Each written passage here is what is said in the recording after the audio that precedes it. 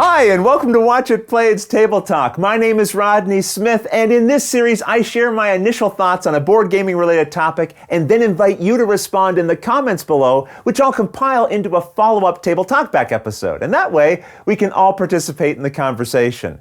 The other members of the Watch It Played team will also be dropping in with their thoughts throughout this video, too. Now, to set the stage for our conversation, let's go on a quick nostalgic journey back to 2011. Good evening, and welcome to the Mansions of Madness. So that was me kicking off the very first video for Watch It Played, even before I knew that what I was going to be doing here would become Watch It Played. I've got a hoodie on, I'm doing that creepy voice, all because I was about to start teaching and playing Mansions of Madness First Edition. And one of the things I loved about that game is that it invited you to take part in a story set in the Arkham Horror universe. And I wanted you to get a sense of that narrative element as I began the video. Now, did I succeed? Probably not, but I was trying, as you can tell, very, very hard. I don't have the first edition anymore, but here's the second edition of Mansions of Madness. And just like the first, if you take it purely at face value, this game also is nothing more than lifeless bits of cardboard and plastic. But I think it's a game that invites you to see it as something more. The art, the characters, the monsters, these all propose that in this game, we're not just going to be moving pieces around in order to collect points. Here, we're being invited to take on the role of investigators, going into a haunted mansion in order to face unimaginable evils. The idea of being dropped into a vibrant world and taking an active part in that story? I've liked board games for a long time, but it's that story aspect to it that's a bug that bit me and has never really letting go. And I'm not the only one, just ask Paula. So I love narrative in games. My very first ever game night, we played Settlers of Catan and Betrayal at House on the Hill. And I will be honest with you, I have no memory of that game of Catan, but I remember all the details of that game of Betrayal at House on the Hill. And I fell in love with the narrative of that game and the way that made me feel. And that might be because I'm an actor, so I love feeling immersed in a story. And while narrative is no longer a necessary component for me to enjoy a game, I mean, Castles of Burgundy is my most played game of 2022, and that has no narrative. If a game has a narrative, it is immediately on my radar. Paula brings up a great point that I also want to emphasize. When she talked about her Castles of Burgundy playthroughs, she mentions that although she enjoys stories and games, it's not essential that that exists for her enjoyment. And for the sake of this discussion, let's all assume that we all want games that work or are good, however you define that, on some mechanical level. After that, though, how much story are we looking for? Because we're all going to have different tastes when it comes to the amount of narrative we want the game to provide, and that's what I want to dig into next. But first, I couldn't ask for a better sponsor to pair with this topic than Audible, which is itself the home of storytelling with hundreds of thousands of audiobook titles to choose from across every genre you can imagine, from bestsellers and new releases to mysteries and thrillers, wellness, motivation, business, and more. But here's the discovery I've been most excited about. They're audiobooks that take place in board game settings.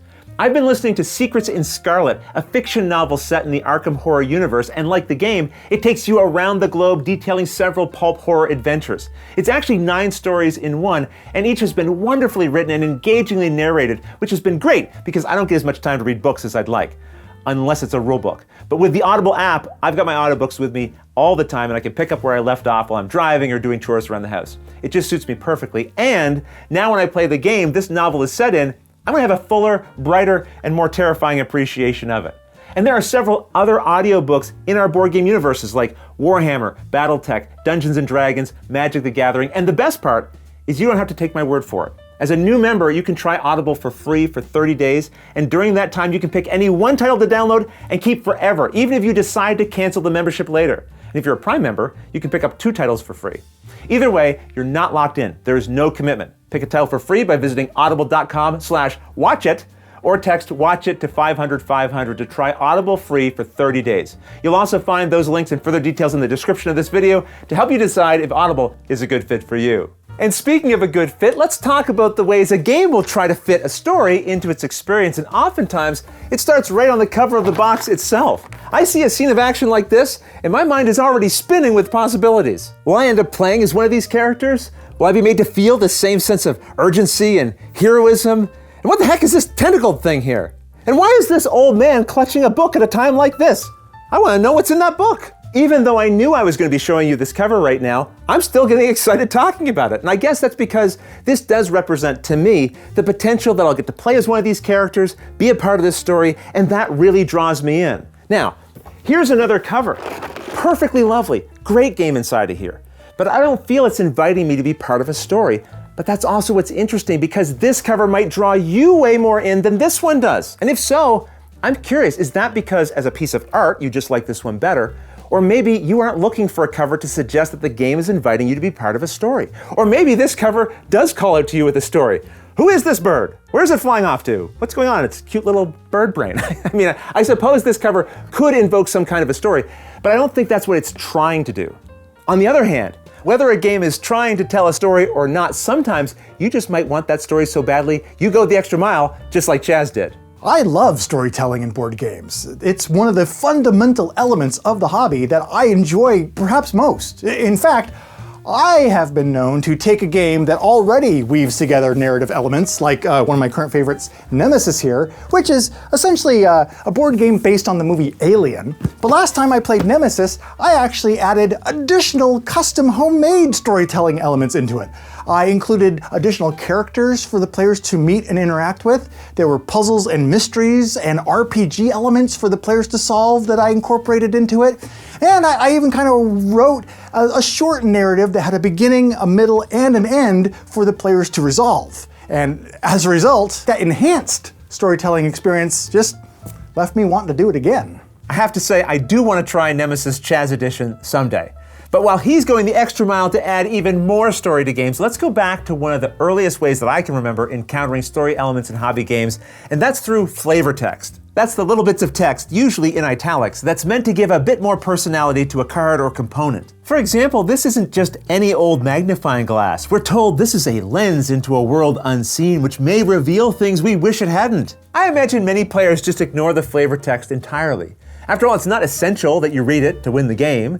It shouldn't probably influence your strategy, but that doesn't mean some players won't stop and read it, even possibly out loud at the table. And I say this because I know I've been known to do that sometimes, and I apologize to anyone I've ever annoyed because of it. I don't do it as much now, but I think I used to do it in the hopes that it might bring the bits of cardboard and plastic to life more and help evoke the feelings that I got from looking at the cover.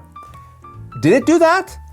Well, I'm not convinced that it did as much as I had hoped it was doing it, but I'm curious to know your experience with flavor text and whether it's something you take the time to even read or not, even if it's just quietly to yourself. This next point we sort of covered when talking about the cover of a game, because the art of a game, even beyond the cover, on the cards, on the tokens, in the rulebook, really everywhere, all of that can encourage the players to feel the story of the game coming to life. Just think of the components themselves. Many of us board gamers have grown fond of these little people we often refer to in board games as meeples. But how much more evocative is a piece like this?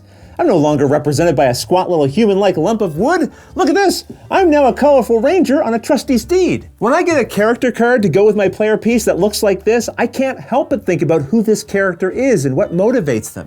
You might even get a character card that comes with a full biography telling you about the character's motivations, their hopes and their dreams, their strengths and their weaknesses. But as Monique and Naveen will explain, not everybody needs or even wants that amount of background information to support their enjoyment while playing a game. For us, we are both what people call Eurogamers, and so stories don't play a huge role in our gaming experiences. For me, I do enjoy a little bit of flavor text, especially in the rule book as I'm kind of going through, just to help make the theme come alive.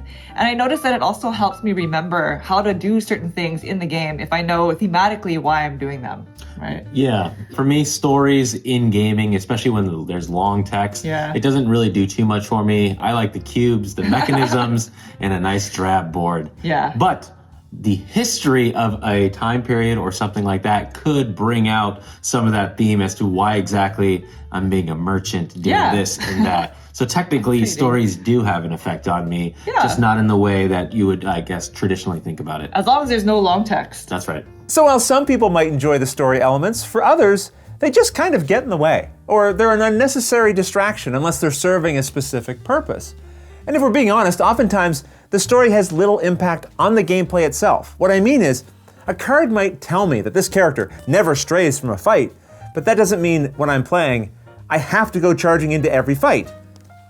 Except, now that I've been told that's how this character thinks, because of how I think about stories in games, yeah, it might actually motivate me to play riskier moves than I normally would as a player, because on some level, I'd feel that was more in service to the story of the game. But that's dangerous to do as a player, because if the other people at the table aren't embracing that story aspect of the game, they might feel that I'm just making bad moves, valuing the story over doing the thing that's going to help us win.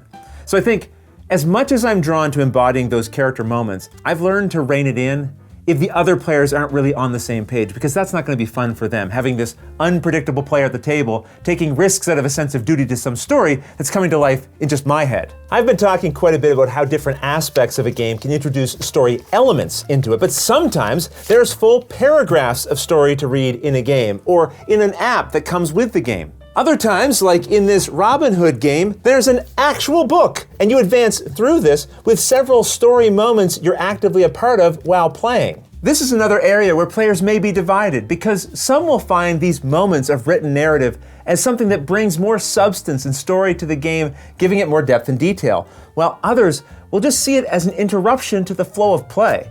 And with that in mind, here's Matthew to share some of his thoughts on this exact thing.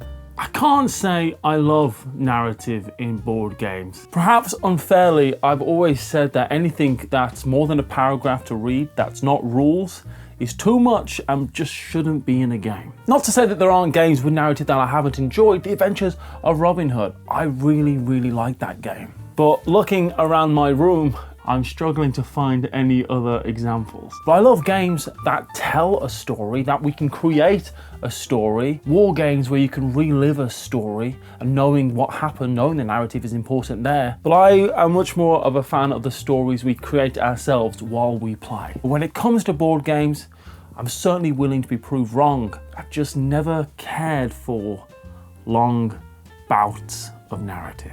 And Matthew will tell you he enjoys storytelling in role-playing games. He's just not drawn to it in board games. And as much as I like stories in games, I have to admit, sometimes reading several paragraphs of text in the middle of a game just feels like work. Or at the very least, it interrupts the flow of the game. And maybe you feel the same way. As we start to wrap up, again, I'll just confirm, if it isn't already obvious, I enjoy when a game gives me the opportunity to go beyond its mechanics, beyond what we're physically doing, moving pieces around, and into a realm of imagination where a story is unfolding in front of us. One that as players, we're experiencing together in a shared way. But how a game does that, that's something I've been thinking about lately, particularly in light of something that Matthew said, and it's partly what prompted me to make this video. As much as I love all of that flavor text and the story elements a game might want me to read, where it's telling me what's happening, some of my best memories of stories in games came from when the game only offered a hint of a story, small pieces that we as players then picked up and ran with. Recently, I was visiting with my friends Jamie and Matt, and we were playing Old Tree, which has all of the story tricks we've covered so far: evocative art, flavor text, story moments to be read out loud, and so on. But it was revealing a card like this that became one of the story highlights for us. A few words and this picture sent us down a wild path of imagination. It told us that a robber was harassing the village. Okay, sure, but look at the picture. The victims are all naked. So there's a robber, and he's not just stealing people's money, he's taking everyone's clothes? Why would a robber steal all the clothes off of this entire family? What's motivating this person? Suddenly, we didn't just have a bandit harassing villagers, we had a kleptomaniac with no boundaries. A true miscreant. And from that, and several other things, laughter and truly memorable story moments came out of that gaming session. And so many of those story moments were just things we were making up ourselves. I think what I'm coming to appreciate is that there's the story the game is trying to tell you when it has you stopping to read passages of text or biographies of a character. But then there's also the story the game allows you to tell, which is written nowhere, but left in the open spaces between moments that as players, we imagine and then create out loud for ourselves. Even beyond this picture that prompted us to imagine an out-of-control clothing bandit, sometimes there may be no intentional prompt that still creates a story moment. It could simply come from the player's own making. In our Patreon Discord, one of our members, Nissa, recounted how in her very first game of Scythe, she took to naming her workers and giving them a backstory. Nothing in Scythe suggests that it intends players do this, but I'm realizing sometimes as players, the stories we choose to make up are just as strong, if not stronger, than the stories a game is attempting to intentionally tell us. Now I should probably wrap up here and turn this back over to you. First off, Are there ways that games can intentionally attempt to evoke a sense of story that I've missed? If you can think of any, please share them. Also, do you care about whether or not a story comes to life in a game when you're playing it? Or is that entirely secondary, or perhaps not even relevant to you at all? If you do like a story, what games have been the most evocative to you? And was it because of the way the game told the story, or the way that you created a story from the things that happened in the game? Or maybe it was a bit of both. Please share in the comments below, and in the upcoming Table Talk Back episode, I'll compile your answer and dive into this deeper with you so we can see this topic from a variety of perspectives. But until then, thanks for watching.